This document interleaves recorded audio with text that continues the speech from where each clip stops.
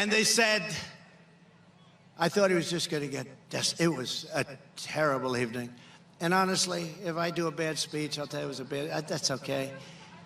But I don't do bad speeches, do I? I don't think so. No. Actually, my best speeches, I get the best reviews when I don't use these suckers, you know, they're too easy. Especially when they're blowing in the wind. Great job, fellas, by the way. You really made them nice. I got this teleprompter that's waving like the American flag, proudly. Great job. Great. Sometimes you have no choice to just wing it. You have to wing it because you have a teleprompter that's moving so rapidly. But, you know, I watched this speech that he made, and I said, man, he's going to get just decimated. This thing is a disaster. And I turned on to a couple of the competing networks, call them, and they're saying, not since FDR has there been a speech like this. You know, FDR was, I thought he had a magnificent presence, right? He would sit up there, and his voice was beautiful and booming and elegant.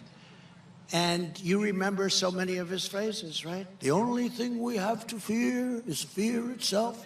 It was so beautiful. Think of that, the way it was said. You always remember it. You can't forget it. The only thing we have to fear is fear itself. Okay. And they were comparing Biden to FDR. They are fake. They are so fake and so pathetic. And there's so many of them up there. There's so many of them.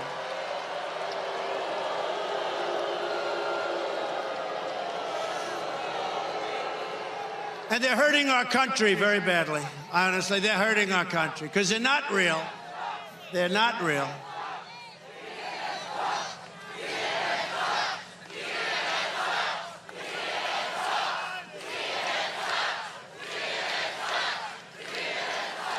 Thank you. Thank you very much.